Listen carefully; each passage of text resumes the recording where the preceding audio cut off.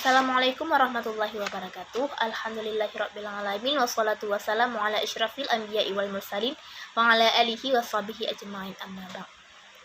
Alhamdulillah, segala puji bagi Allah yang telah memberikan kita kesehatan dan kesempatan sebagaimana mestinya, sehingga kita dapat melakukan aktivitas sehari-hari seperti biasanya. Tak lupa pula salawat dan salam kepada penghulu kita Nabi Muhammad SAW yang telah membawa kita dari zaman jahiliyah ke zaman yang penuh peradaban seperti saat ini. Nah, pada video kali ini saya akan mengulas kembali apa yang telah saya pelajari pada mata kuliah psikologi pendidikan, yaitu tentang teori behaviorisme dalam pembelajaran. Pertama, kita akan menjelaskan tentang pengertian teori dan konsep belajar behaviorisme atau behavioristik. Nah, menurut teori belajar behavioristik, belajar adalah perubahan tingkah laku yang diakibatkan oleh stimulus atau rangsangan dan respon yang diberikan oleh seorang anak. Atau juga dapat diartikan belajar sebagai bentuk perubahan yang dialami seorang siswa dalam hal kemampuannya untuk bertingkah laku dengan cara yang baru sebagai hasil interaksi antara stimulus dan respon.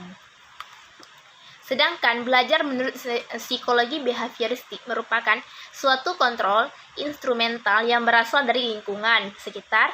Dengan demikian, maka belajar tidak hanya seseorang tergantung pada faktor-faktor kondisional yang diberikan lingkungan. Nah, selanjutnya menurut teori behavioristik, yang terpenting dalam belajar adalah masukan atau input yang berupa stimulus atau keluaran atau output yang berupa respon. Stimulus atau rangsangan adalah apa yang diberikan dan diajarkan oleh guru kepada peserta didik kepada siswa. Sementara respon adalah reaksi atau tanggapan siswa terhadap stimulus yang diberikan oleh guru. Nah, asumsi dasar mengenai tingkah laku sepenuhnya ditentukan menurut teori behavioristik. Seseorang terlibat dalam tingkah laku tertentu karena mereka telah mempelajarinya melalui pengalaman terdahulu menghubungkan tingkah laku tersebut dengan hadiah. Nah, selanjutnya kita akan masuk kepada karakteristik teori belajar behavioristik atau behaviorisme. Terdapat beberapa karakteristik dan teori belajar behavioristik atau behaviorisme adalah sebagai berikut. Yang pertama, mempelajari perbuatan manusia berdasarkan pada pengamatan perbuatan dan tingkah laku yang berdasarkan dengan kenyataan atau realisme nyata real. Selanjutnya, segala perbuatan dikembalikan kepada refleks. Unsur-unsur yang paling sederhana yakni perbuatan-perbuatan bukan kesadaran yang dinamakan refleks atau dalam keadaan tidak sengaja, dalam keadaan tidak sadar. Selanjutnya, behavioristik berpendapat bahwa pada waktu dilahirkan semua orang sama. Menurut teori behaviorisme, pendidikan adalah maha kuasa. Manusia hanya makhluk yang berkembang karena kebiasaan, pengalaman, dan pendidikan mempengaruhi refleks keinginan yang hakiki. Menurut Mukinan tahun 1997, ada beberapa prinsip yang terdapat dalam teori behaviorisme. Yang pertama, teori ini beranggapan bahwa yang dinamakan belajar adalah perubahan tingkah laku atau perilaku. Jika seseorang sudah menunjukkan perubahan tingkah laku, maka dapat dikatakan orang tersebut sudah belajar. Nah, yang kedua, teori ini beranggapan bahwa yang terpenting adalah belajar adalah stimulus dan respon, sebab ini adalah yang dapat diamati dari peserta didik. Selanjutnya, reinforcement, yakni apa saja yang dapat menguatkan timbulnya respon dari siswa dari peserta didik kepada apa yang diajarkan guru. Merupakan faktor penting dalam belajar. Respon akan semakin kuat apabila reinforcement positif dan negatifnya itu semakin bertambah. Selanjutnya ada tokoh-tokoh pendukung teori behavioristik. Di sini ada beberapa. Yang pertama, John Brothers Watson tahun 1878 sampai dengan 1958. Menurut Watson, belajar adalah sebuah proses interaksi antara stimulus dan respon. Tetapi stimulus dan respon yang harus berwujud perbuatan yang dapat diamati dan dapat diukur.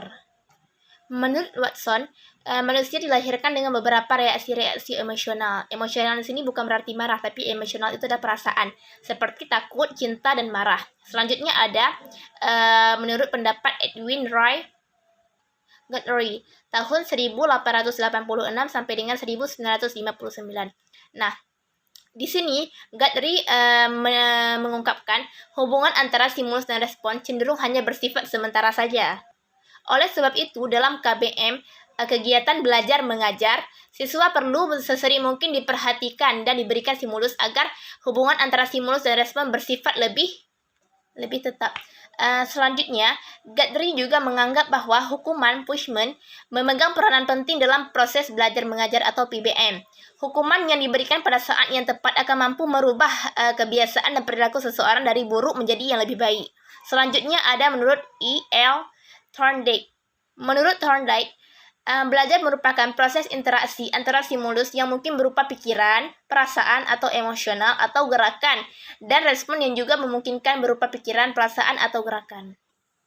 Selanjutnya, penerapan teori belajar behavioristik atau behaviorisme dalam pendidikan dan teori behavioristik terhadap guru. Dalam penerapannya di sistem pendidikan, guru memiliki peran yang penting, yang utama untuk menjalankan dan mengamati dan serta mengawasi penerapan teori behaviorisme dalam pembelajaran agar memaksimalkan tercapainya tujuan pembelajaran. Untuk itu, beberapa hal yang harus diperhatikan guru dalam pembelajaran antara lain, yang pertama, menganalisis kemampuan awal dan karakteristik siswa perilaku. Karena setiap siswa itu memiliki karakteristik yang berbeda-beda, oleh karena itu seorang guru harus mengenali karakteristik setiap siswa dengan yang berbeda-beda tersebut. Selanjutnya, merencanakan materi pembelajaran yang akan dibelajarkan. Proses pembelajaran yang dilaksanakan oleh guru harus sesuai dengan apa yang dan bagaimana yang diinginkan oleh siswa.